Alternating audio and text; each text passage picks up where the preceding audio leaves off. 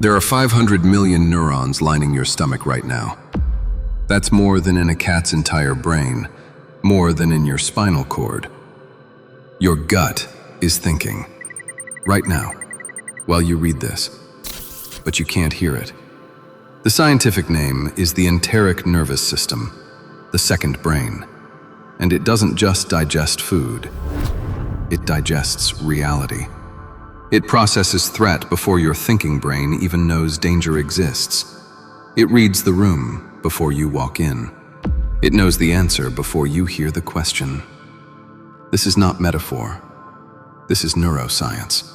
And most men walking around today have severed the connection to it completely. You think your anxiety lives in your head. You think those racing thoughts, that chronic unease, that feeling that something is always wrong, you think it originates in your skull. It doesn't.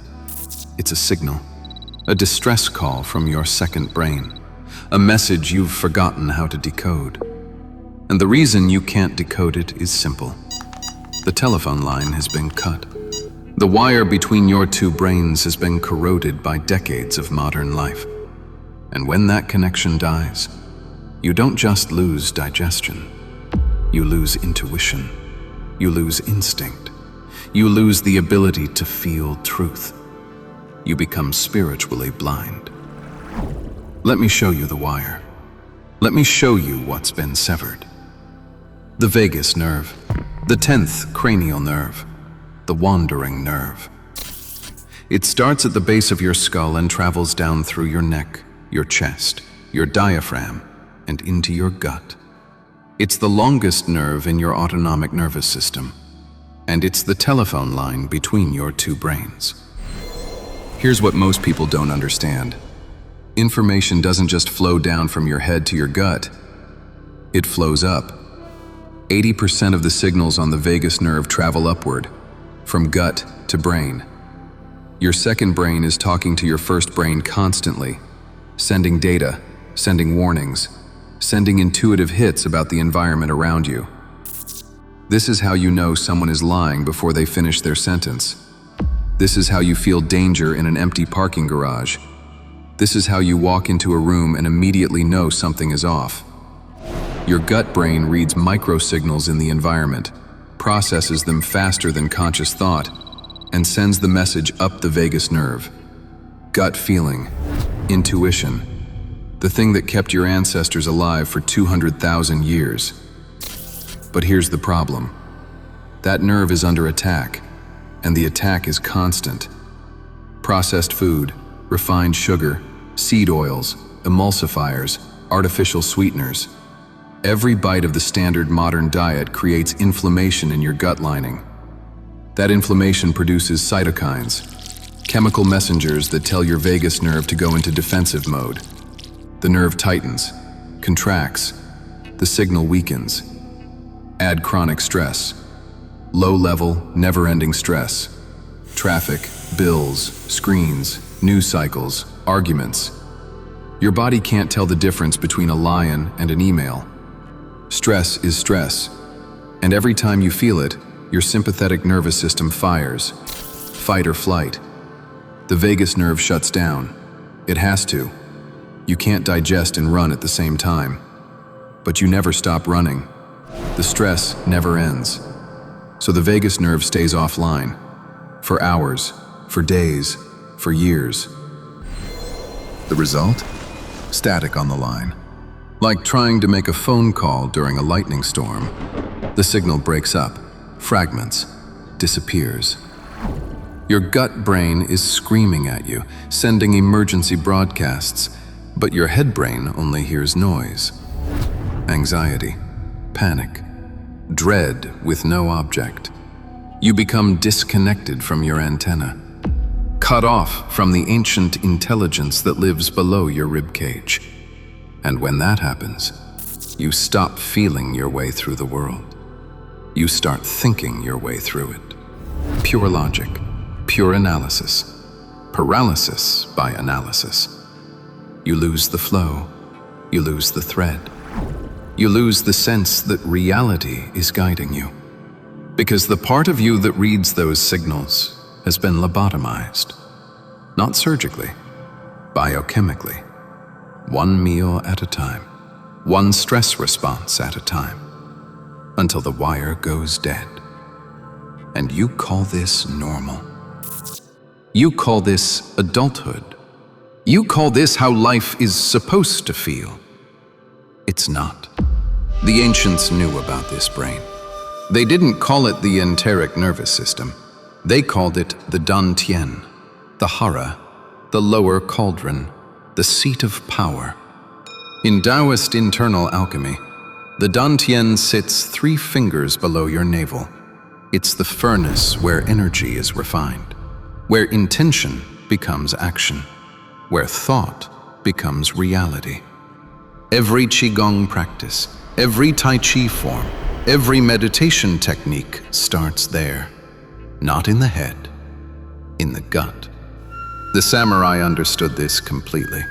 They called it the hara, the center. A samurai didn't think his way through a sword fight. He couldn't. Thought is too slow. By the time you analyze an attack, you're dead. Instead, he moved from the hara. Instinct, reflex, a knowing that lived below thought, below fear. This wasn't mysticism. This was survival technology. A trained samurai could read intent before the opponent's sword moved, could feel the trajectory of the strike before it began, because his hara was online. His gut brain was listening, and his head brain trusted it. Western science ignored this for centuries, called it superstition, called it warrior poetry, until recently. Until neuroscientists discovered something called neuroception, the biological mechanism of subconscious threat detection. Here's how it works. Your gut is lined with sensory neurons that monitor everything: microbes, toxins, chemical signals from food, but also signals from your environment: tone of voice, micro-expressions, body language, pheromones. Data your conscious mind never registers. Your gut brain processes this data in milliseconds and sends a verdict up the vagus nerve. Safe or unsafe? Truth or lie? Stay or run? This is gut feeling, not metaphor, biology.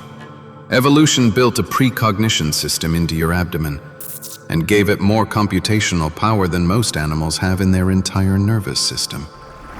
And you've been ignoring it, overriding it, suppressing it, because you think intuition is irrational.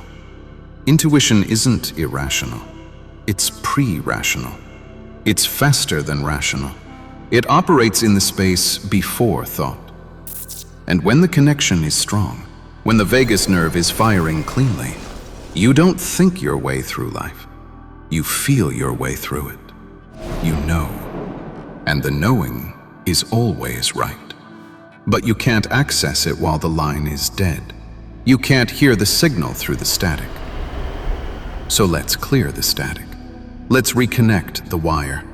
Let's bring the second brain back online. This isn't meditation. This is mechanics. You're going to physically massage the vagus nerve with your diaphragm. You're going to pump the telephone line until the signal clears. Here's the protocol. 2 minutes, twice a day. Sit or stand, doesn't matter. Place one hand on your chest and one hand on your belly, just below your rib cage. You're going to breathe in a way that moves the bottom hand, not the top hand. This is diaphragmatic breathing, belly breathing. The breath your body used before stress taught you to breathe shallow. Breathe in through your nose for a count of 4. As you inhale, push your belly out against your hand.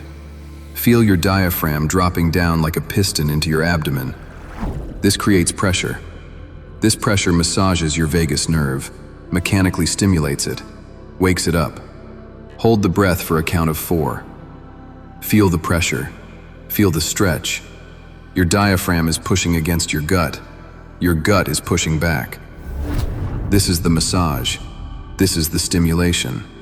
This is the reset. Exhale through your mouth for a count of 6. As you exhale, pull your belly in, empty completely. Feel your diaphragm rise back up into your chest cavity. The pressure releases. The vagus nerve relaxes. The cycle completes. Do this 10 times, slow and controlled. 4 in, 4 hold, 6 out. By the third breath, you'll feel something shift. A warmth in your belly, a loosening in your chest, a quieting in your mind. By the 10th breath, the static will start to clear. This is the vagus nerve coming back online. This is the telephone line reconnecting. This is your two brains remembering how to talk to each other. Do this every morning. Do this every night. Do this before every decision. Do this when anxiety hits. Do this when you feel disconnected. You're not just breathing, you're rebooting the system. You're clearing the channel. You're restoring the flow. But here's the other half. You have to stop poisoning the line. You have to stop feeding the second brain garbage. 90% of your body's serotonin is produced in your gut, not your brain. Your gut, by the bacteria living in your intestines, the microbiome. These bacteria are part of your second brain. They talk to your neurons. They influence your emotions. They shape your intuition. And when you feed them processed food, refined sugar, industrial seed oils, they die. The wrong bacteria take over. The signal degrades. You think you're just eating food. You're not. You're programming your intuition. You're either feeding clarity or feeding static. There is no neutral. Clean food, real food, food your great-grandfather would recognize. This isn't diet culture. This is signal maintenance. You want intuition? You want flow? You want to feel truth again? Then stop eating lies. The connection between your two brains is the most powerful tool you have. It's older than language, older than logic, older than civilization. It's the biological root of every spiritual tradition on earth. And it's been inside you the whole time. Buried under inflammation, drowned out by noise, severed by a culture that taught you to live in your head and ignore everything below your neck. But the wire is still there, and it still works. You just have to clear the line. Stop eating blind. Start feeding your intuition. The second brain is waiting.